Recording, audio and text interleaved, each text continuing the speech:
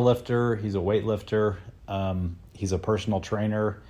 He's a head trainer at the gym that he works at, and he's got a real cool story. He definitely did not grow up lifting weights, got to a really low point in his life, contemplated suicide after kind of a traumatic thing that happened to him, and he's been able to turn his life around with fitness at a very high level.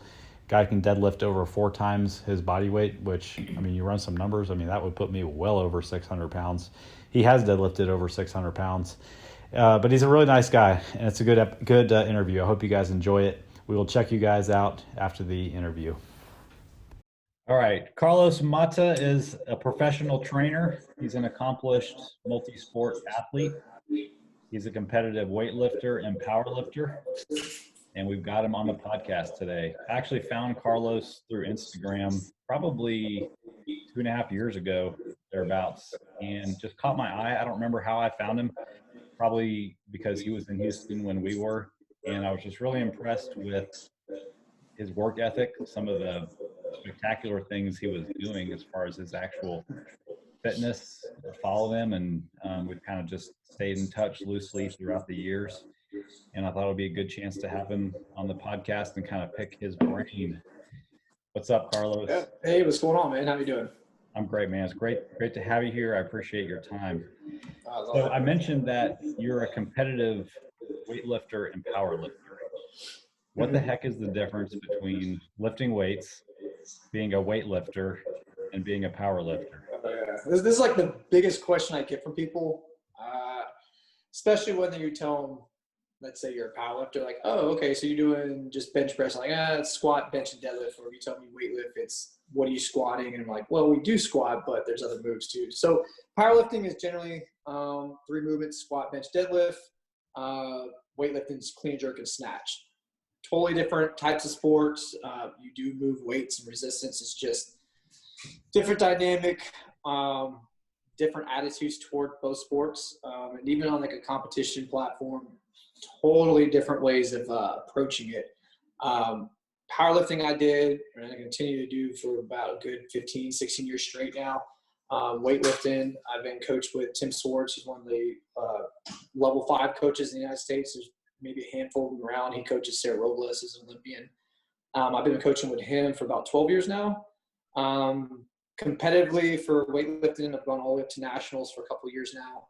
Powerlifting, I've gone up to the worlds for a couple of times and competed at a high level there. But, really it's just, for me, it's just competition as a whole. I just like a challenge. So I did powerlifting for years and then kind of fell out of the sport a little bit just because it felt a little easy at the time. So just a little background. Powerlifting was kind of a big thing for a while, and we had a good following. We didn't have a lot of women doing it for a while, and then all of a sudden weightlifting came around, and I was doing that. It was kind of slow too, and then CrossFit blew up. And so what happened with CrossFit, it kind of saved weightlifting, right? We had like maybe 5,000, I think, registered weightlifters competing at USAW, and then CrossFit just took some of the components of snatch and clean and jerk, rejuvenated the sport, it grew, and then all of a sudden powerlifting had women pop up doing amazing things and growing, and then the community just blew up. So now powerlifting's huge now. So like the numbers and things we used to do, I would even say up to 10 years ago, were not as impressive as they are now. I mean, both sports are just growing at a dramatic rate, and it's kind of cool to watch and even coach now to see that kind of stuff. So I'm in this weird position of I've been around for a while, but then I'm still competing with these guys, keeping up with a lot of them. But I mean, it's just fun to see how these young guys and women are all growing the sport and changing the dynamic of it. But for now, I just do both sports. So right now, I'm kind of unfortunate. I'm waiting to see how the Arnold's going to turn out. I know they just kind of postponed it from March until May or June. And I'm probably going to do both weightlifting and powerlifting again at the same time. So nice. It'd be kind of cool. I like challenges. Yeah. So speaking of like the competitive side of this, for people that are listening to this that don't know, competitive powerlifting and competitive weightlifting are sports that are based on your body weight. You compete with other people in your body weight class. So I imagine that you've competed at maybe some different body weights throughout the year, but what are your best lifts in both powerlifting and weightlifting? So powerlifting, the best I've done was a 655 deadlift, 540 squat. I've been bench press for, I think it was 419, if I remember correctly. It was around 180 pounds. And then for weightlifting, I've done a 375 clean and jerk and a I think it was 285 snatch. And that was around like 175-ish pounds of weight. So for those of you guys that missed that, because he kind of glanced over that, those numbers that he said he squat, bench press, and deadlift, he weighed only 180 pounds when he did that. The crazy thing about that too was, and I really mean this, it's changed dramatically now, right? So like back at that time, like it sounds like I'm saying like I'm old or something like that, but like 10 years ago, it's totally different than it is now. But powerlifting back then was, nobody was looking at macros and dieting. It's pretty much just you're refeeding, you're eating heavy, yeah, and you walk in, you're competing. Now it's totally different. Right? Now we're focused on macros, like how can I maximize the most skeletal muscle and less body weight to maximize the most, pounds per, lift, basically, right? So like how can I be lighter and stronger at the same time? So now everything's changed where people are doing like dieting and trying to cut, and it's gotten to the point now where this is what makes these athletes even more extreme, where now we're focusing on dieting when we used to never do that. So, they're great numbers. It's just, and I love that I did those things. Is the challenge now is how can I do the same numbers at almost 40 pounds less, which I'm kind of getting close to, but it's a little more challenging, man. Yeah, because what you're talking about is the people who are competitive in these sports now might walk around 30 or 40 pounds heavier throughout the year than they compete at, and then they lose a bunch of weight leading up to the meet, try to maintain as much of that strength. But for somebody like you who has a real job other than competing, that's not the most practical approach, probably. Oh no, it's tough, man. I mean, and I actually work in the fitness industry, right? So it's a little different because we're on our feet, we're moving around. I can only imagine how it'd be working like a 9 to 5. You're sitting down, you're not moving around that much. It's a little different, but yeah, it's totally different now. Yeah, because these guys will be walking around 10 kilos overweight, and then throughout the year, I'd say like the last, whenever they're like 8 weeks out, then that's the dramatic cuts starting to happen, right? So you see calorically they're changing their diet, they're changing how much water they're having, sodium levels. I mean, it just gets, it's a lot of craziness. And then I hate saying it, but even depending on what federation these people compete at, right? So some of them have a 24-hour weigh-in, and they can drop the weight and then 24 hours later build back up the extra 10, 15 pounds they lost. And then some of us are just, you got a 2-hour weigh-in. So after you weigh in, there's no way you can just down that much food without getting sick, and then you just don't have a good performance. So it's just, it's trick, man. It's hard. And you see how these two sports grew and how they evolved a lot more. And then, weightlifting's all run through USADA, right? So they've got a whole different drug protocol where all these athletes are getting tested, like blood sampling, urine tests, in and out of comps. Powerlifting has just during comps. So, there's differences there, but, the sports are just growing dramatically. It's kind of cool to watch now. Yeah, and I fast forwarded us way through your story when I brought up the competitive side. I want to back up because I want to kind of get into your story. I think a lot of people will be interested. People that know you through Instagram probably don't even know your whole story. So you've got your Instagram account is Alchemy of Strength, and you've got a website and a blog where you've got a couple articles on there. By the way, you got to get back to blogging. You're good. Yeah, that's one of the things I'm gonna start doing now. I've actually had a lot of people ask about that. Yeah. So your username is Alchemy of Strength, and from what I understand, alchemy is kind of the process of something changing, right? We could be talking about metal. We could be talking about a lot of things, but a process of change. So in your blog article about the origins of your strength, you kind of talk about how you started down this road of fitness and strength training, and it actually kind of started with a time where you were in a place where you were contemplating suicide. Actually, can you kind of walk us through that story and tell us what was going on in your life then?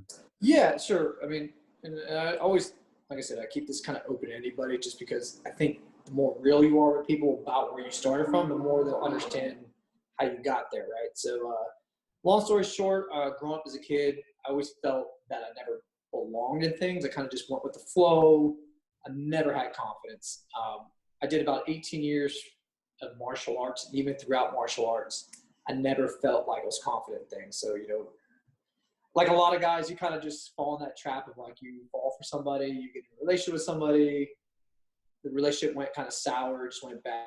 And I got to the point where I felt the person I fell in love with at the time, which, I was young, so young guys, it's just a lot of hormones and all this stuff happens. It kind of hits you harder than it would later when you have bigger perspective. I just felt very alone and very out of touch reality where I didn't feel good about myself. Long story short, I contemplated doing suicide at one point at 17 or 18. I just didn't feel I was good at anything. I remember contemplating doing, just taking the jump, I guess, or whatever, doing suicide. I decided to go home that night, which is a very odd thing because it's almost like something like almost God speaking to me at some point. I remember going online just searching how other people dealt with their depression and suicide. And I remember reading this article about this man who lost his family and was just very down and kind of suicidal, who wanted to express himself through something positive. And he went through this whole journey of lifting weights and just trying to do something to express himself through anger without hurting people or doing anything wrong. And it kind of just fascinated me. I'm like, I want to do that. I wanted to get stronger for myself, to never feel like I was ever vulnerable again. I was working at Kroger's at the time. I'll never forget, it was a grocery sacker. So it's years ago. Minimum wage is different now. Back then it was like $5. So like, you're not making any money at that time. So I took my one paycheck and I literally drove to a local 24-hour fitness and asked them how much what your membership was. I had just enough to buy the membership, bought the membership, and I went to the gym every day for a year. When it was raining, I still went. Didn't feel good, still went. It was just, every day was the priority of going and just trying to find a way to get stronger. I didn't care how much I was lifting. So, people now see me thinking like, oh, you deadlift 600 plus pounds. It wasn't the same when I was younger. I was really just barely deadlifted, I think 155 for my first time ever trying it. It was terrible. I could barely bench the bar. I was about 115 to 120 pounds at the time. So I wasn't strong, and I didn't care. I just went to the gym to just do the best I could for myself. It wasn't to impress people. It wasn't to show off. I was not confident, but every day I went in there, I just logged everything I did. I spent hours and hours and days in there. And the journey started from there, right? So it's that alchemy of change where all of a sudden, I think within 6 months, people started noticing things like, hey, you're getting a little bigger, like, hey, you're getting stronger. And I fed into that. I was like, oh, this is awesome that people who never noticed me would notice these things about me. It just kind of helped me out and guided me. To the point, I think after a year, I went from about 115, 120 to about 160, almost 165, just eating and lifting. And it kind of pivoted my whole life from there. How can I be confident by just doing what I need to do for myself? And really that confidence built up to like a coach one day at the gym about a year later was like, hey, you've got decent strength. You ever thought about competing in powerlifting? Never heard of it. Didn't know what those moves were they were doing. I just squat.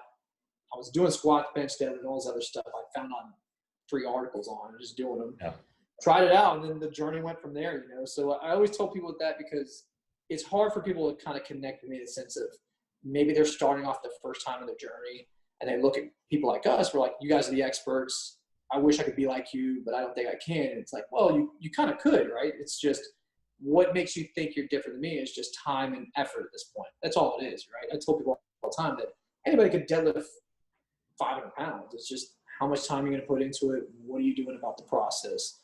And then just being patient with it, like it's been over 15 years, and I've put a lot of work into it, but, it's just time, but the journey always started differently. So I kind of connect to people in that sense, like, wherever you're at in your journey, we all started somewhere. Most people who are very real about their circumstance, where they came from, will open up and tell you that it wasn't like, I was walking in the gym, I want to get big muscles, look at me now.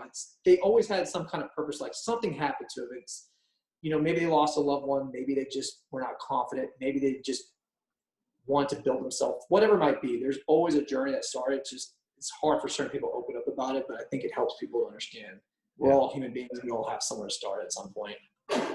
You said in the article that you went home and you wrote on your mirror that you were going to work out every day for a year. Right. So did that cue in the morning drive you to go do it, or was it like more of an internal motivation? Yeah. So I always tell people this, and it's funny because I just had this conversation with my girlfriend. We're sitting here talking about something similar to this, and because we're talking about business, and it's just I always tell people, remember something that sparks why you want to do something. It is the key component of anything I ever do. I never forgot that feeling of being vulnerable where I got hurt, right? From a mental aspect, or if someone said something that really bothered me, like I never forgot that. So the days I was, like let's say I was too tired, like, I don't feel too good working out, I kind of banged up or sore. I never forgot how it felt when this is the reason why I'm doing this. Because that pain hurt more than just I'm sore today or I'm tired. So when people have that memory of like, not only do you remind yourself, hey, I should do this task or I should work out a bit, but you also look at a standpoint like, remember how it felt, why you're doing this. What is the purpose behind it? If you have that true purpose that actually has a meaning for you, you're going to do it then. I mean, it's more powerful than anything else at that point. Yeah. So what changes did you see? Obviously, you got a lot stronger during that year working out. You built a lot of muscle. You put on a lot of weight. What changes did you see in your confidence? Because you said in your article that you forced yourself to go talk to people in the gym because that's not what your old self would have done. Right. Well, it started off with the gym, right? Because the more confident I got, the more I started feeling like it's a home to me. It's a place that I felt I was accepted in. I think all of us have, you walk in a gym, like everybody had a journey here. Everybody started here, different levels of people. We're all here to do one purpose, kind of work out at that point, get better. So I got confidence in like, hey, I'm doing deadlifts, I'm learning, and maybe this person might just be getting started. Maybe let me go talk to them and see if like, hey, let me pitch you this idea. This is what I've learned. Or if they're doing something I've never seen before, I'd walk up and ask coach, like, hey, I'm just kind of curious. I just want to know like what the purpose for that movement is and how can I integrate it to my programming. It's just connecting with people at that point, right? Something I would never do was talk to people in that regard. But once I started getting the flow of it, it's like, okay, cool. Like most of these people are pretty cool about this stuff. They want to talk about this. They like talking about fitness. It's not, hey, let me go hit on this person, anything like that, right? So it's not something you have to be uncomfortable with, that you're not in the right place for it. It's just you're talking about fitness that I want help with and they're doing. Let me just ask them questions about it at that point. Did that transfer to your life outside the gym at all, and on the confidence side? Oh yeah, absolutely. So it was a funny thing because throughout the years, I built up this confidence of like, not having a fear of opening up and talking to people. So I'll give you an example. A lot of times now that I'm in a management role, I have to educate my staff and train, like how do they grow their business and speak to other people and kind of break that barrier of fear of opening up and talking to people. So the one thing I always tell them is, I remember there was a time I squatted 650 or I tried to attempt it. And I always tell my athletes that if you walk up to a bar and you're already having fear of just what it's going to feel like, don't do it. Because it's already in your head that you're terrified of something you haven't even touched, you haven't done, you're not going to do it. So I'd always prepare myself mentally every time I make a lift or do a lift. I try to make it seem like this is the one thing I'm doing that could honestly break me, kill me, hurt me, whatever it might be, right? So you put 650 on your back, I don't care how much you weigh, it's going to feel heavy, it's going to hurt. You have to zero out any kind of fear and any kind of notion that you're not going to make it. You have to physically and mentally believe you're going to do this without fear, effort, and pain. So then I would take that approach like, why couldn't I talk to my boss about something? Why couldn't I talk to a CEO or whoever it might be? Because if I've already had something physically weighing on me that can really hurt me, and I've overcome this concept, like I'm not scared of it, then what am I going to be terrified of to go talk to somebody about something like a report or like, hey, I want to talk about a raise or how the business is going. Like, that should not be a fearful thing, because I know what fear is, putting some weight in my back that could hurt me. This is not going to be that bad. So I kind of play with the idea. It's always worked for me. It helped me grow my confidence more of talking to people and interacting with people, because I know what physical fear is like, and that mental fear of like, oh crap, this can actually break my back. This is not going to hurt. Like at the end of the day, if they don't want to talk about something, like, okay, cool, it's not going to hurt. Yeah, we've talked about this on another episode, just how that process of exposing yourself to hardship voluntarily just has this carryover to the rest of your life. Like you getting under that weight and knowing that you can do hard things makes you less afraid to go do hard things in every place of your life. Right. There's just this huge carryover of physical strength into mental strength and confidence. And that's something I practice and preach with anybody I work with. The biggest thing I've noticed with trainers or fitness professionals, they'll educate and grow somebody as far as their physical being. Like, I can get you in shape. But then you'll see them, and a good mentor or trainer can change the way their perspective is on anything else they do, right? So, like, I've seen trainers who take a client and make them lose so much weight, and still that client will walk up to me and saying, like, well, I still feel fat, I don't look good, and I'm not this. And, like, there's a problem with that. You should have trained that person not only look better, but understand how they should feel next and what they should be thinking. Like, hey, you knocked off 10 pounds. Great, that's a start. Let's go to the next 20. You should feel like you can do these things because you've already done the first few steps. So a good mentor and fitness should always not only change their physical being, but mentally change the way they think about in and out of the gym. And I've always noticed it's a problem with people because we're always set to think like, you're here to talk about or help me change physically. But I need to change like why mentally you're at that level. Like, what's going on internally? Because if I don't figure that out, the rest of this is not going to work. So it's always been, how can I take what I learned from what I've done and integrate it to people I work with? Yeah. And that's the biggest thing I would take away from this is understand mentally where you're at and how you can use that to help pivot you in anything you do, even outside of the gym. Yeah, that's so key. I mean, and basically you just described what it means to be a good coach or a good trainer. I mean, a bad coach or a bad trainer is essentially a glorified cheerleader or rep counter. Yeah. You know? Yeah.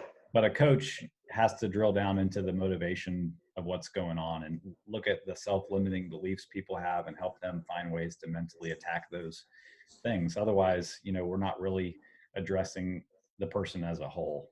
And that's Right. really what part of our job. Yeah, the thing I tell people all the time, so far from what I've seen, fitness, working out, it's painful, right? But it's probably the only pain I've ever seen in my life that the more pain you take from it, the better you become. If you take physical pain somewhere else, it's probably like, let's say you got, you might have took a setback at your job. You may not grow from it. It just depends. But physically at a gym and working out, like the more pain you take, the better you become. So like endure it, learn from it, grow from it, change the way your perception is. Like it makes a whole concept change all of a sudden. It's, we as coaches have to understand for our athletes, like how can we progress these people, make them grow to be better people. And then from there, it's how do they help other people out, right? Because I would never be where I'm at without certain coaches helping me out with what they did and changing how I had and grow from there. So that's why I love this career because it really, at the end of the day, you can see the trickle down effect, like how many people get influenced by what you've done for them. Yeah. You mentioned Tim Swords. So for those of people listening to this that don't know, he literally coaches Olympians in his garage outside of Houston. And Carlos, what does he charge for this? Free, right? Yeah, for most, like, so what he does is for a lot of kids, because a lot of kids that he gets over there, a lot of them don't have means of income. The parents don't have the money for it. So he's such a good guy. Like he really is like my father, to be honest with you, because we're so close in a lot of things that he's always been there for me and even the education. But for the most part, he's so open to like taking care of the kids that he didn't even charge most of these kids. Mm-hmm. Now, if the parents can help out, he always asks for like maybe a donation, like $50 a month. And literally they're there 3 or 4 times a week for a couple hours training with them, right? And it's a 2-car garage. If you look in there, it's like a bunch of old, like Alico works on equipment, hundreds of bars that he has in there. I mean, it's just, it's literally truly what a garage is going to look like if you had years of it. But then you look at it and you ask him, like, there's racks of shoes from all these years. And he'll tell you, like, oh, if I had to guess, I think he would say like 50 national champions in here. I've got like a couple Olympians in here. I've trained in here. I've got these guys. And it's true. Like every day you drive up in there, there's probably like 10 to 12 people in there working out. We're all going in and out of the garage. So we'll sit outside while people lift. We rotate back in.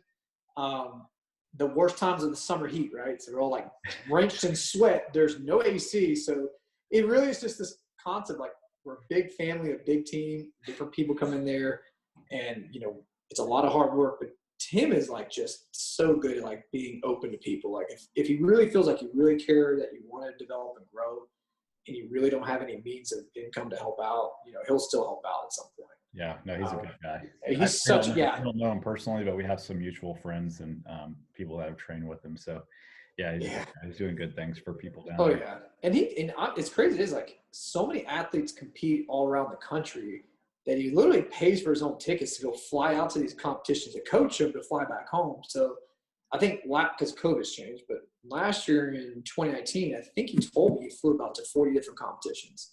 Wow. And that's all his own dollar. You know, he's just spending his own money doing this the best he can and coaching people. And even though he trains Olympians, and this is where it gets kind of crazy from my perspective, like he has high-end level competitors from like Olympian to here's a 8-year-old boy who's trying to lift. And he treats them the exact same way. That he treats them like an Olympian is no different than an 8-year-old to here's a 42-year-old woman who doesn't have any mobility, is never going to be a national champion, but she really wants to try. He's going to treat her with the same respect and care that he treats his Olympians. So, you know, for me, it's like I look at him saying, like, how can I take those components and add to my business that, you know, you open yourself up like that and treat people the same way and show them the same compassion. He's such a good guy about that. Yeah, for sure. Yeah. So I want to change gears. I mentioned that your website is rich with 2 blogs. So let's talk about the other one that you wrote on there.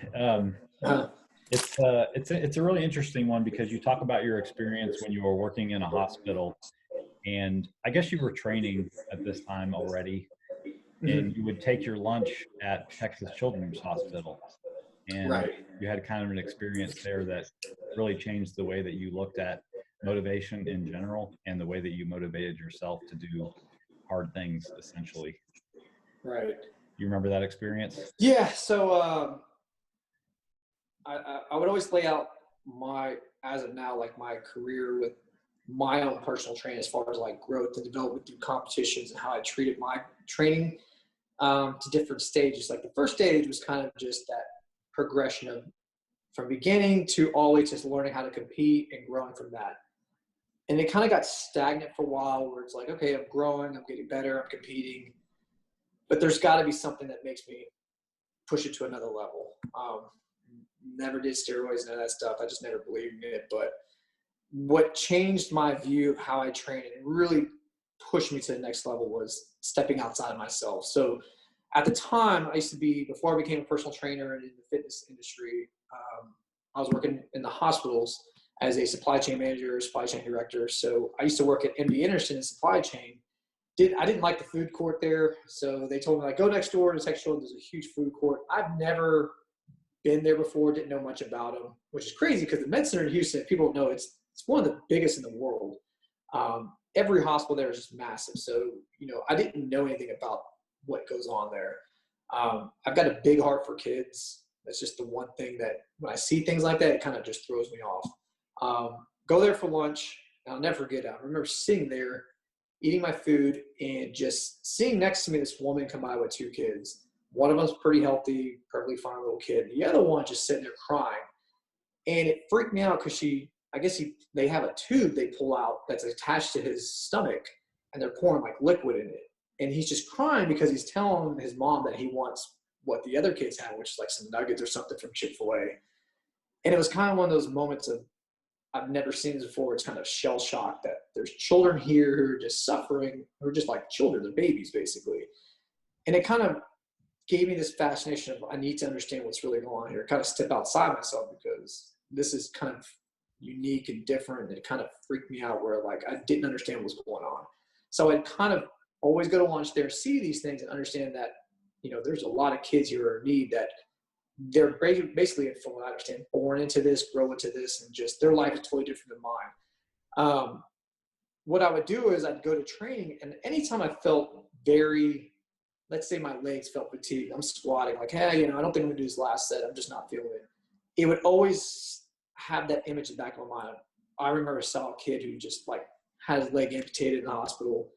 What would I say if that kid was next to me telling him, hey, I don't think I can squat, my legs are kind of shot? It would just freak me out it would just mind screw with me. And I would push myself to do another set because it's just something about stepping outside of myself to see these kids who are just so, you know, torn where they don't have the opportunity to even lift or do anything like this because they're just in different. And I would step outside myself, see it just change the way I train. I'd really take myself to another level saying like, you know what, I have every opportunity to be healthy.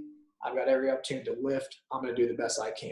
And I would do that over and over and over. So it's kind of like what I would call a false reality where I would envision myself seeing a kid right next to me and telling that kid, I can't squat today because I'm sore, and knowing that kid doesn't have a leg or two or is not healthy. It's kind of like a slap in the face, and I'm not going to do that. And I would push myself over and over. All of a sudden, my numbers would grow. So it really would show and craft this idea, and I practice it now with my clients, that you need to understand how can you not only grow physically, but mentally start changing the way you think about things. Like, how can you push yourself further and further by mentally seeing things differently and pushing it, that you didn't realize, like, oh, I didn't know I had another set in me. I just got lazy, or I got to push myself thinking differently. Yeah. You So talked on that whole the concept article about it kind of changed your perspective on what suffering really was. Right. You know, like, it's all relative, really. You know, Right. you know, I think we kind of, not we, you and I, but just as a people, we kind of can fall into that victim mentality where we're like, you know, we see every little thing as a challenge or every little thing as a setback, and that we can use those things as excuses and not push ourselves forward. But really, what you saw those kids going through in the hospital, those are real challenges. Our little thing that we're complaining about and we're using as reasons and excuses, that's not real suffering. Right. No, and the crazy thing is, I would tell people, I literally would stand outside the building and really look up to the building and tell people, like, at some point today, one kid's going to die in this place. You know, more than likely. And it would really freak me out thinking, like, I have no reason to not show up to the gym, not train, not be a better person, you know, and not change who I am as a person, be better, because there's others out there who probably don't have the same opportunities we do. So, you know, anytime I talk to a client, like, oh, I'm just kind of not feeling like working out today, I'm like, that's not acceptable, because you have the abilities to do these things. You're just stepping in your own way. You've got to learn to change the way you're thinking, you know. And, you know, my job as a fitness professional is not only to educate and grow you, but to learn, to let you progress. Like, you have this ability now and you don't need me. Perfect. I did my job. I inspired you. I grew you. You're on your own. If I can get a client to work with me for 3 months and they're like, hey, I learned everything, I'm doing great, I appreciate this, I'm so infatuated with learning to train and do it by myself, I'm going to do it. I love it. And I'm like, that's the best client I've ever had. I don't want to keep you for 3 years. But if I have to have you for 3 years because you just need accountability all the time, I'm not too happy about that. Unless you just are so busy that, hey, I got to have it on my calendar to be there, which it happens here and there because I have high-end clients. I'm like, that's perfectly fine, I understand. But it's the point I'm trying to make with people, like, you got to learn to be accountable for yourself, because others out there might not have the same opportunities you do. They don't have the same health that you have. And you got to step outside yourself. So for me, in my own personal training, that moment trying to change everything for me. How can I push myself harder by stepping outside myself? I used to carry, like, I donate to St. Jude's all the time. And every month they give you these cards about, you know, hey, your donation saved this particular kid. Let me tell you about this kid. And I would go to the gym. I wish my friend was here. He'd tell you. But I have stacks of these cards. And every time I'm sitting there between a set, I'd read them. And I'd read these little articles like, man, this poor kid's like, 7 years old, going through this horrible situation. You know, it would kind of make me think, like, I don't have any excuse why I can't do this. Like, if I fail on it, at least I failed doing the best I can. But I don't have an excuse not to try, because there's kids who don't have that opportunity. You know, so the same concept for anybody else. Like, you need to step outside yourself and understand, like, why are you really doing this? Because it's not easy. Believe me, like, trying to lose all this weight and change your life, or like build muscle or compete, is not an easy thing to do, but it's very rewarding. But the process is way more rewarding than just making the goal. Yeah. Know? So I think what we're really talking about here is motivation. So is it fair to say that if you're going to be successful in this whole thing, this whole fitness thing, changing your life, improving your health, you've got to find something to motivate you other than, do you feel like working out? Right. No, totally, 100%. You got to be a part of your life. And I really, truly mean that, because if you just take your fitness like, oh, it's separate than my home life, my work life, it doesn't work that way. It's a piece of who you are. So the person I am when I step on a platform and compete is the same person that has the same disciplines as how I treat my family, my friends, my business, where I hold myself accountable and I envision the things I want to do. So if I say, I'm going to compete in the Arnold and I'm going to make these lifts and I'm going to train myself to make those numbers, I write it down on my whiteboard to have my kid still. I envision every step, how I walk up to it, what's my breathing pattern, how I lift it. The same way I keep, my family accountable, how I hang out with them and spend time with them. Like, if I say I'm going to be there at 5 o'clock, I'm going to spend my time with you. No phones, nothing. I want to be there with you guys because I have to be disciplined in every avenue. These are all components of my life. You know, fitness is not separate where it's like, oh, you know, I've got to hang on my friends today. Forget working out. Like, no, that's not how it is. You got to be disciplined for yourself. And so, Yeah. I think when you're saying that, you're bringing to mind like all this. Something that came to mind when you said that, I just kind of thought of this, but maybe this is the reason that like so many people kind of start whatever, a diet, or they start a routine, an exercise routine, and they fall off so quickly, is because they feel like if I just change this one little thing about my life, I'll start getting the results that I want. But like you said, in fact, it's more of a change to your overall lifestyle. I mean, this could be anything from the people that you surround yourself with to, you know, revamping a lot of the habits in your overall life. Right. No, exactly. And like I told you earlier, I always ask that question with clients when I first meet a person. You know, usually they come to us at a point when they need help, right? So they don't come to you like, hey, I want to learn how to lift weights and I want to be the best world shit. Like, they don't say that. It's, hey, I think I need to lose weight. I've gotten to this point. I never thought I'd get here. And the thing you always hear is, I don't know how I got here. Like, I just remember being this and like, I don't know, like all of a sudden I'm 40 pounds overweight. You're like, okay. So then you ask them like, so what's the goal? What do you want to do? And they'll tell you what we talked about, right? I want to lose 40 pounds. I always ask them like, why 40? Why not 20? Why not 10 or 100? And they always dial it back to like, well, you know, when I was 40 pounds, I was at this point in my life and this was great. This was great. And it's like, okay, let's back it up a little bit. So 40 pounds is not just the weight. It's other things about your life at that time that were going that you want back. Great. So now we have this understanding, like it's more than just a weight.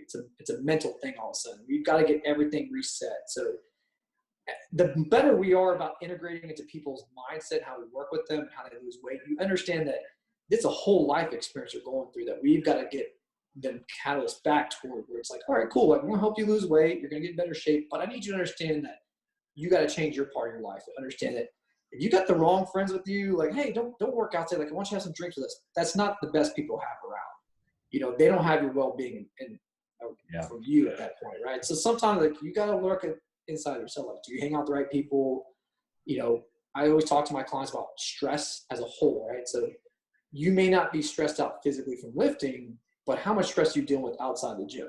If it's a lot of stress, let's talk about it. I don't want to keep throwing more and more stress at you. So let's figure out what's going on. Let's change your training to make you feel better. We got to change your mindset, because losing weight's easy, but changing the perspective of your mind and how you're living is totally different. So as coaches, it's a little more of a challenge, but you know, we got to integrate our clients' lives rather than just like, oh yeah, just lose weight and do this and that's it. You know? Yeah. I mean, at the end of the day, if you're not a happy person at 150 pounds, you're not going to be a happy person at 130 pounds. Oh, absolutely, man. I mean, you can't, once they get down and they don't figure out how to change their perception, you feel bad for them. Like, man, they look great. And they still tell themselves like, I look like crap. I'm like, oh God, this is horrible. You know? What, so you work with a lot of people in person. You're a master trainer at Lifetime Fitness in Houston, Greenway Plaza. What would you say, you know, and you can actually think about this in terms of just people thinking about fitness in general, whether it's social media or if somebody just Googles how to get fit. What are some of the most common misconceptions people come to you with when it comes to getting in shape? Let's see. So it depends on the client. So for women, I'm sure you heard this one a lot, but I shouldn't lift weights to bulk up. That's the biggest one I hear from women, which I always laugh and tell them, like, if you bulk up, whatever you're doing, I got to teach the guys, because the guys who want to bulk up, it's a little hard for them, right? So I'm like, all right, well, we're not going to bulk up. Totally understand. Believe me, we don't want to make you, you know, a huge bodybuilder. So we're on the same. That's the only one. I've heard that one a lot. I do work with a lot of kids. The parents freak out, like, well, I don't want my kid to get hurt, so I don't want to stunt their growth. Lifting weights will not stunt their growth. It's not going to happen that way. We're not going to throw 300 pounds on a bar and make them squat it when they can barely do a bodyweight squat, right? Yeah. So that's a big one. You know, I've heard a lot of people, especially males, like, oh, so if I work out, I can eat whatever I want. No, you can't do that either, right? So, you know, those are like the three big ones I get. It just depends on the type of client you work with.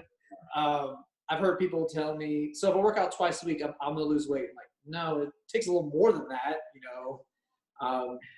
For fitness professionals, for us, I guess it becomes more of like, We understand it's a service that we're offering, and it's a monetary thing. So some of them might say like, well, if I work out once a week with you, and then the rest of the time I'll do it by myself, will I see results? Probably not.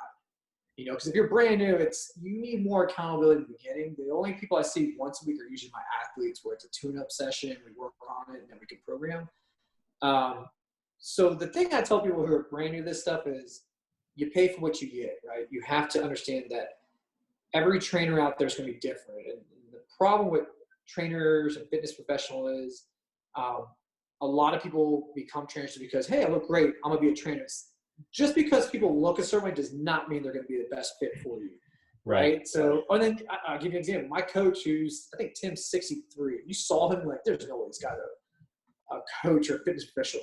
Probably the most analytical and detailed coach I've ever met, who can look at something like, how did you even see that without a camera and like slow motion it? Like, he can see these things, and but he has that skill, So I break down fitness professional of three types. There's the sellers who just sell like crazy because they know how to talk to you. There's the visual people who just look like a trainer, people buy into them. Or there's someone who just has that marketing or that whole background of like, oh, you've been around for 30 years, everybody knows who you are, like Tim, right? Yeah. So a lot of people, I tell them, like, when you meet with a fitness professional, make sure you do your due diligence. Understand, like, if they're charging a certain rate, ask why. Ask what their background is. Does it match what you're doing? Are they answering the questions you're asking, right? Because we can tell you, hey, you're going to lose 30 pounds, and you might say like, well, how soon? Like, oh, in 2 weeks. That's not true. Like, some trainers will tell you things just to make you buy something. That's not true. We have to be honest with people, right? We can't lie to them.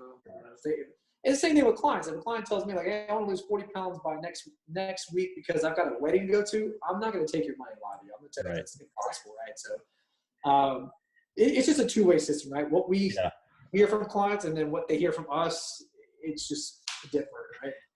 Yeah, I mean, I feel like you've probably got way more stories than we do from, spending 20 years in commercial Globo style gyms. Just like, I mean, I've seen videos online of the craziest things that are going on. Sometimes people not working with a professional trainer. So, what about, like, back to the misconceptions? What about like the whole, do I really need to lift weights? Should I just be doing cardio? What is your mindset around that? And so I always tell every one of my clients they have to do both, right? So we don't want to neglect your cardiovascular system and not do any cardio, but make you lift weights. Generally speaking, for most people, right? So most people don't. For me, it's a little different. I get a lot of strength training athletes. That's a little different, right? You just want to lift max weight, cool. Our goal is to focus on max out. But for most people who are coming to us as fitness professionals, like, I want to look better, feel better, move better, you need to have a mixture of both. So I tell them at least 3 times a week to some kind of weights and resistance training, 2 to 3 times a week of cardio. It gives you both different blend. You need to get your VO2s back up, get you breathing better, moving better, stretching, foam rolling. But we also need to build some lean muscle, right? So that lean muscle that gets built up will help get your metabolic rate higher. So the more lean tissue we have, the toner you're going to look. So people freak out thinking, I want to get big. You're not going to get big. You're just going to get toned. But we want to make sure that you're boosting up your metabolism. So when you want to eat more and you're having structured your diet, we can help learn how to drop some body fat by having a sound metabolic system. Your macros are better, you're more accountable, but you feel better too. So the thing I tell people with all that stuff is, show me a picture of someone you want to look like, and I'll tell you what they probably do. So if you showed me a marathon runner who just runs all the time, then okay, cool. Like, you want to be skinny and tiny, like they're just going to run, then they probably don't lift weights, right? But if you look at people who look like, pro athletes, they always have a mixture of both running and cardio mixed with some weights and resistance. So you can't neglect one or the other at that point. You hit on something there that I talk a lot about clients, especially nutrition clients. So I want to kind of explain one thing you just said there, because I know you understand it, but I think a lot of people listening to this might not. So you said you want to focus on building muscle so that you can have a healthy metabolism, eat more food, and then have a way to lose fat in the future. That's what you basically Right. So what that means to everybody is, muscle on your body is a much more metabolically active thing than fat, meaning a pound of fat on your body doesn't require you to eat a lot of food to maintain Right. it. It's not doing it. It's just sitting there being fat.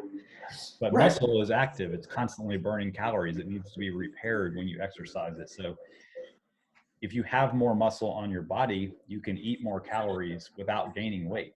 And what's the big deal about that? Well, if you're able to eat more calories and you still have some fat on your body, now you've got a place where you can pull your calories back a little bit to start burning off some body fat Oh, versus absolutely. somebody who's just continually eating less and less and less and not doing any kind of training that builds muscle on their body. They're basically depleting the amount of calories their body needs to exist. They're not building up any of that calorie expensive tissue on their body. So it's just this recipe for not eating a lot of food and looking flabby, essentially. Right. No, it's so true. And I always, like I said, it's the fitness industry is just a unique industry, right? So I tell every person I work with, it's different than like doctors, right? So doctors have board certified people. We're fitness experts. There's no body saying everybody has to have this minimal. So everybody's going to throw information that's like, you can eat that. You can do this fad diet. It never is like that, right? So what I tell people is you have to understand, you can't just go online and pull up a diet program. Like your metabolism will be different than mine, and so is everybody else's, because how much skeletal tissue do you have? What's your age? What's the health of the body? I remember I had a client who was a female, young, attractive, in great shape, can lift. Her metabolism, when we tested it out, was around 900.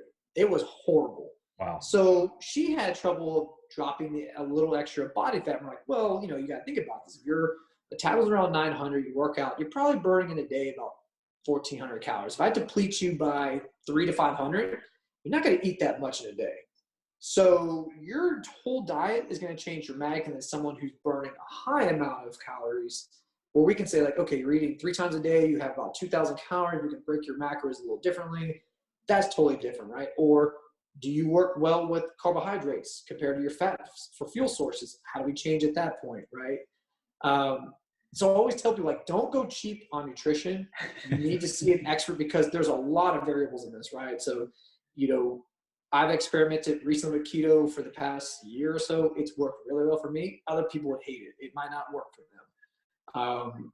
Some people don't understand macros. Like, oh, if I just eat salads all the time, lose weight. You'll lose weight, but if you have dense muscle, you're not replenishing your proteins, you're not eating a certain amount of calories, you're just going to lose a lot of muscle and fat. You're not going to like the way you look. You're going to feel terrible. Your metabolism's shot. So it's like this whole experiment. We have to sit down individually with people and have them understand that it's more than just telling you eat this and eat healthy. We need to understand how your body works, how much muscle you have. What does your training program look like? Are you sleeping enough? Are you stressed at work?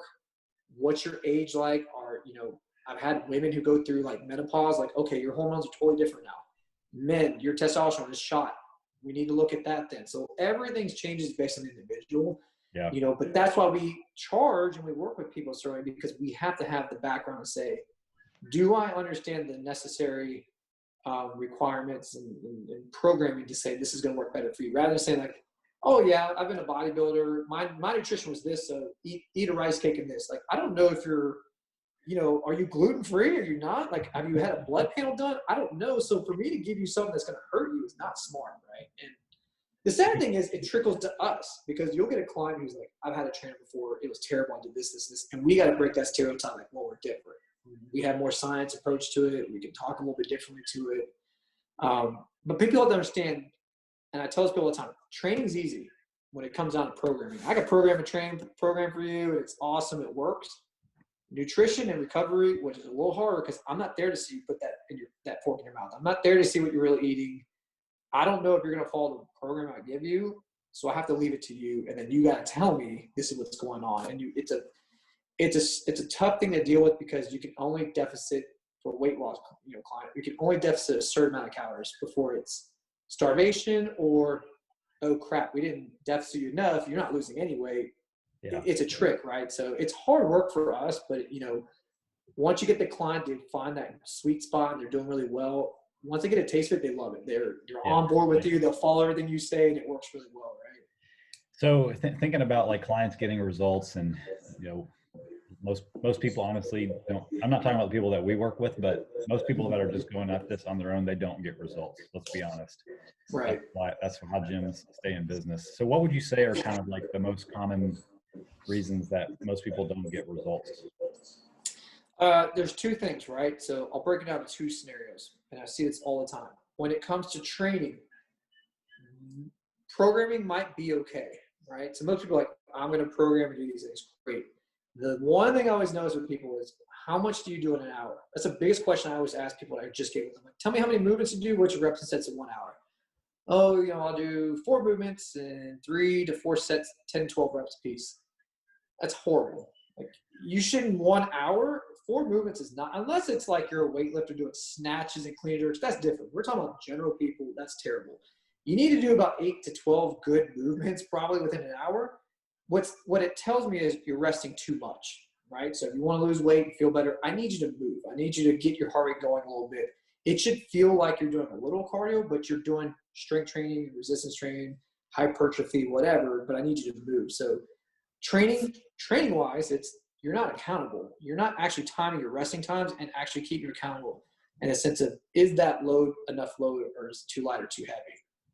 Or is your technique horrible? Whatever it is, that's usually the problem. Now, nutrition, there's so many resources out there that when they do it by themselves, it's, this fitness celebrity I follow is giving out, meal preps and dieting programs, and I wear my those sweat things they put on their stomachs, or those little things, those corsets or whatever, right? Waist trimmer. Yeah, and I'm like, okay, this is where it gets way out of control, and I have to tell you, it's not that hard. All right, so I got hurt in 2016. I had bilateral hernias. So when I came out, the only thing you could do is get mesh put in. Had the mesh put in. Doctor told me 4 months, no lifting or nothing. Freaked me out. I had a client who told me the same thing about this. You don't know how hard it is to be fat and lose weight. So I was like, you know what? I'm going to get fat. I'll just do it on purpose. Can't work out. It gives me a challenge. So I went up to 200 pounds. And 4 months after hitting 200, I was clear to work out. I went from 200 to 155. I tell that to people because I wanted to see how it felt to be like everybody, where it's like, okay, you get used to the sugar cravings, you get used to the carb. You're like, man, it is an addiction. There's a lot of problems, and I totally respect that. But as a fitness professional, you can't say, okay, great, now go eat you some greens, count your macros. People don't do that, right? So I started off week to week with small little steps. So I tell people, start small. If you're drinking a lot of sodas and stuff, just cut that out. Start there first. Don't worry about the food. Eat whatever the hell you've been eating. Start with the food. Just keep that. Just do water only with your foods. Then after a week or two, start next with all right, make 2 meals out of the week healthy. Start there. The next week, 3. The next week, 4. Then flip it. 3 cheat meals a week, 2 cheat meals a week, then 1 cheat meal. Then you're slowly progressing, because if I told, and I've seen this with trainers and fitness professionals, today we're starting a new healthy program, you're starting with chicken and rice. You went from burgers and fries to chicken and rice. They do it for a week and they crash. I hate this. Right. So I tell people, just start with the very bare minimum that you can handle first and be realistic about it. You said, hey, I can't eat chicken and rice right now. I just don't like the taste of it. Then work with someone who can help you. That's a nutritionist or dietitian that says, okay, let's substitute it for something that's even better. Because I don't want you to think that it's either this or that and that's it. So people get kind of confused with too much information.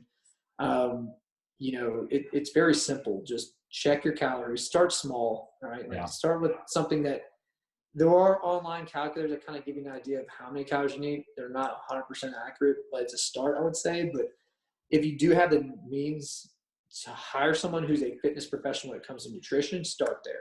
Yeah. Nutrition usually is, and you probably know, nutrition is probably the one area that people lack the most attention to. They'll go work out, they'll show up and do something, but nutrition is just the worst part for people. So if you had to pick and choose between the two, mental component to it. Yeah, and it's how do they view food? Why don't they meal prep? What causes people not want to eat one thing compared to another thing? Alcohol, that's a big thing, right? So working with clients who are if they're in sales or something like that, they have to drink because of the job requirements. Well, how do we fix that too? So, but the biggest thing I tell people, from a health perspective with food, try to work with a professional if you can, because they'll give you more than just, you have to eat chicken and rice and you have to eat a rice cake, right? So I tell people that in the sense of, just hire someone who can help you with that, because there's other options out there than just this or that, right? Right. I guess I would completely agree on the training side. You know, having not worked in a commercial gym, you know, hearing you say like that the example about how many exercises did you do in an hour, that's I never thought about it that way, but that makes sense. Like, but you know, from what Blakely and I've seen, it's just generally that people don't push the intensity of their workouts high enough, and they don't do enough volume overall. So they just kind of Yeah. go in and do the same thing that's comfortable, use their phone, you know, do the same 5 sets of 10 or whatever it is over and over and over again. And they never see that progress for that reason. So I And they think need to stick to program. Like they need to stick to it, right? You can't go 4 weeks in out of a 12-week program and say like, "Oh, it didn't work," and quit. Like there's a program in place for a reason. So you got to just complete the program first, and then reassess where you're at with it, right? So don't quit something after a couple of weeks. Like it just doesn't work for me. Talk to a coach if you do have one who did that and say, like, "Hey, it's just not working." But most of the time, it's just. And I say that because all of us have coaches for a reason, right? Like even me, as high as a level I am, I still have a coach for a reason because there is accountability in the sense of, well, why did you not? Why are you resting too much? Why don't you rest a little less? Or why don't you rest more? Or why don't you do this? Like there's a lot of variables in it, but I've noticed this from most people. It's just I'm going to spend 2 hours in the gym. Why? Like, you only need a good hour and get out after that. You know, it's like I don't waste your time. Get an hour in, get an hour out. You're good. You know? Yeah. So, I mean, obviously strength is a huge component of your training and your life. Why is strength so important to you? And, you know, why should it be important to most people? You know, I'll look at it from the standpoint of how an average person is going to be, right? So an average person needs to have a certain amount of strength to do certain things in life, right? So I've actually heard this a lot from a lot of clients who have kids where, you know, my kid's like 6 now and I can't pick him up and this. I'm like, well, that's not good. I need you to be like functionally strong to do some aspects of your life. You should be able to pick up things, move around without throwing your back out. So when I see those kind of things, it kind of baffles me that, oh man, like society's gotten to a point where strength training is kind of just pushed to the side. It's all about the physique. Like I got to look a certain way. There needs to be some functional strength as well because I want to train people to be strong enough to actually live their life healthy, but at the same time, you can go pick up your kids. You can move around and pick up things that are getting hurt. You can go outside and like do whatever you want to do and not hurt yourself. So strength training for me only, you know, not only does it stimulate mental growth in the sense like you feel strong and you look great, but you can actually apply that to your real life. You can do things with functional strength at that point. Yeah, that makes complete sense. That's our aim here with Digital Barbell too. Yeah. Get people functionally strong for their life, so they're not, yeah, you know, dependent and on. it's cool. It's cool because they'll talk to you about like, oh yeah, like my kid's like 65 pounds. I picked her up the other day. I'm like, well, you deadlift like 200 pounds. I mean, you should be able to move a little different. I mean, I know there are two different ways, but it's teaching me like you can apply your strength that you use in the gym to like what you do outside. It goes hand in hand with each other. Yeah. I think there's also that side that you talked about earlier. Like if you know that you can deadlift 225 pounds, you know, as a 40 or 50-year-old guy, like there's a certain amount of confidence that carries over to other aspects of your life too. Right. And it's a challenge, right? So when you get, and that's the thing I remember from like my fitness journey, right? Like going from, let's say 0 to 500-pound deadlift, I think it took me like 3 years of training. But from 500 to 600, it took at least 7, maybe 8 years. And so you tell people like, do you understand how hard it is to add 5 pounds to your deadlift? It might take you a year to do that. And so it's the concept of it's going to suck. There's going to be days you don't feel good. 5 pounds, you can hold 5 pounds in your hands like this is all it takes to like in 1 year I gained this much weight in strength training. But it's the discipline behind like you do that for years and years and years. You're like, okay, at some point you may quit, but then there's those days you finally hit that mark and you hit 600 pounds, like, cool, I did it. It took so much effort to get here. It takes a lot of discipline, right? So it doesn't go 0 to 100 real quick. It's you hit one plateau and that's it, and you feel like that's it. But then you got to keep drilling into it more and more and more just to earn 5 pounds on your deadlift. You know? And there's no way that somebody can work for a year to add 5 pounds to their deadlift if they don't find some enjoyment in the actual process along the way. Right. You're never going to stay motivated to keep going unless you learn to enjoy the process, like start to see this as just part of who you are, and this is what I do, and this is part of my life. Right. I enjoy the work that I'm doing. You got to have a mindset shift or you are never going to stick with it. Oh yeah. Like I said, the process is so much sweeter than the actual reward. Like when you make it, you're like, it's very odd. You'll make, like, let's say when I first hit my 600, I was so happy, but it was like one day. But then I look back and like, man, like it took forever to hit this. I had to do this, this, and this. I remember that moment and that moment. So it's the whole idea of like, it's so much work that you appreciate the work that goes into it more than just I hit it. Because then you're like, okay, now I want to go from 600 to, like right now I'm trying to aim for the world record for the 66 kilo class, which is 660 pounds. So you're like, okay, it's just a 60-pound jump. It's a lot of work. And you're like, okay, I understand what it takes to get to that level. It's going to take a lot of discipline, recovery, nutrition, everything. But to get there, it's like, yeah, I'm going to make it one day, but the process is going to have to be, you have to be on point. You have to respect the process. It's not given to you. There are certain people, and I tell that, there's certain people walking to a gym. They're like, their first day ever deadlift, like, all right, I did 315. Like, well, you're gifted, right? But there's people out there who stick with them, like, I'm gifted, I can do this, and they don't put the work in. And then you get some like random person who's never deadlifted, kind of weak, who finds value in the hard work and then surpasses those people dramatically. And they're like, well, I understand like why that talented person can do it. Like, because they don't really care. They just rely too much on talent. There's not no backbone behind like, I have to work hard for this. You know, you feel bad for them, like, man, that guy who's so talented could have so much more if they would just get focused and do it, but they don't. Yeah. And you see it in the pros, right? You'll see like a great athlete who's like, man, if that guy just got serious about his hard work, he'd be the best player in the game. And you're like, but they don't care. They just rely too much on talent. I'm thinking of Ryan Lochte, the swimmer. Yeah, exactly. So you're like, there you go. So that's what I'm like, if you look at him, it's like, man, talent, just where's the work, right? Yeah. So you mentioned 660 as a deadlift goal. What are your upcoming plans for competition? Well, so we're currently in the process of like training for the Arnold, but I think, you know, I got pushed from March till May or June.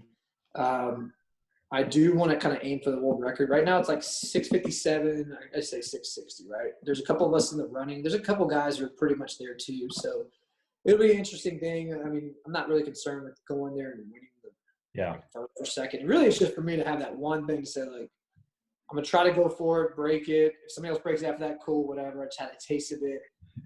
I've been doing this for so long. And, you know, the other thing I tell people too is I'm not going to shy away from it, right? In the sense of, I'm 35 now. I've been doing this for a long time. At 145 pounds of body weight, this kind of training takes a beating on the body, right? So, you know, I'm healthy. I walk around fine. But there's times I'm like, man, you feel your back a little, you know, tightening up. There's issues.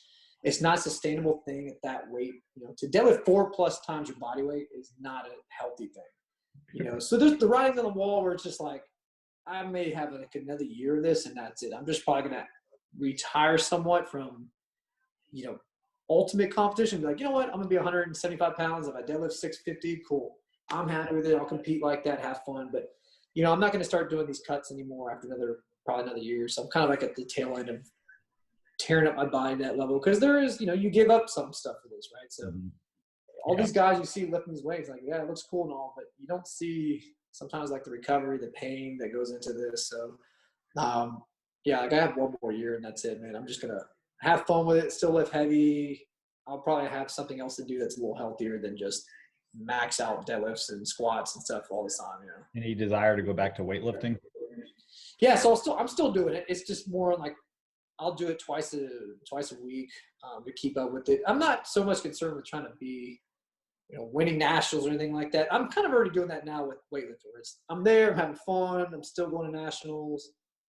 I'm just enjoying the process of being there for that. Still lifting pretty well, but, you know, it's just whatever I weigh in for that, I'm doing it. I'm having fun with it. Powerlifting is, all right, there's like a little ego into it. You're getting a little excited. You want to start beating these records. It takes a lot of effort. There's a lot of pain and recovery and things you got to give up for it. But like I said, after a year of that, I'm probably just going to have fun with both of them. So I'll do it at the Arnold Classic as of now, depending on how the schedule is. I'll probably still do weightlifting and powerlifting at the Arnold. It's just a challenge, man. Like last year I had to weightlift on a Thursday night, powerlift on a Friday. I was still like a little overweight. So I literally had to fast from Wednesday night till Friday morning. Wow. Just to make weight. And so when I went in for weightlifting, I weighed in. I'm like, all right, cool. I made weight. Now I'm on the platform. Everybody's drinking and refeeding. I'm like, I can't even eat. I can't drink because I still have to go a pound under for powerlifting the next day. So I competed on like a dead, just no energy. I was like, I did pretty well, but wasn't the best. But I'm like, you know what? I got to, like, it was just a goal of mine to do 2 competitions, medal in both at the Arnold Classic. And I did it. I was like, all right, cool. I did what I was supposed to do, but it was torture. But I don't know if I'm not saying, if it's one of those things like, hey, you probably should weightlift at the Arnold so you can break the world record in powerlifting, I might do that. But it just depends. This whole COVID thing's throwing a wrench in everything, so we don't know what's going to happen at this point. Yeah. Man, well, that's cool. So kind of wrapping up, like if somebody's in Houston or somebody just wants to follow you on social media or learn more about you, what's the best way for them to get in touch with you or to kind of stay connected to what you're doing? Yeah, so you can always just reach out to me on Instagram at Alchemy of Strength. All my stuff's on there, content there. Any personal questions, training related, even for trainers who are just looking to become a trainer, you want to ask questions about, hey, how did you start off and grow from there? Feel free to reach out to me on there. I'm always on there just because, as fitness professionals, it's a great way for us to market and reach out to our people. I try to answer everybody as fast as I possibly can. I really get a lot of DMs and stuff about all kinds of questions, which is kind of cool, right? Yeah. You can always reach me on there. It's pretty simple at that point. I kind of reserve all my text messages for clients because I have so many texts all day. It's hard to keep up with that too. Yeah, don't give out your phone number on here. Yeah. I know, pretty people do it. I'm like, oh, that's probably not a smart thing. But no, you always just reach me on Instagram, just send me any messages, and it could be literally anything. I've had people really reach out to me, even from like, hey, I'm going through a rough time. What did you do? When you were going through something rough, did you work out? And I'll answer questions if I need to. That's generous of you. That's really cool. Yeah. Awesome, man. Well, I really appreciate your time, Carlos. Thanks for helping inspire these people and for kind of letting us know more about your story, man. I hope somebody uses it to help change their life. That's what it's all about, man. Awesome, man. You guys are doing good work too, man. I appreciate what you guys are doing. Thanks a lot, man. Enjoy the rest of your day. Thanks, man. You too. All right. Hope you guys enjoyed that interview with Carlos and kind of hearing his story. I'm sure there were some things in there that people could identify with. And, if you're in Houston and you want to go to the gym that he trains out, check him out. Follow him on Instagram. And if you guys ever have any questions for us, you can reach out to us through a direct message in Instagram. You can email us at digitalbarbell@gmail.com. You can call us at 8. No, I'm just kidding. I'm not going to give out our phone number on the podcast. But anyway, hope you guys have a great rest of your week. We will check you out on the next episode. Thank you all for listening. We truly appreciate it. But real quick, before we go, do us a personal favor and subscribe to the podcast. Leave us a 5-star review and be sure and follow us on Instagram and Facebook for the latest and greatest content. If you're interested in working with Blakely and I, we have a few different ways we can help. We offer one-on-one nutrition coaching, 100% custom workout programs based on your goals, and we offer both a 12-week barbell strength building program called Built, as well as a 12-week full-body fitness program that can be done at home, we call Body. Get all the details and reach out to us through the website at digitalbarbell.com. Have a great day.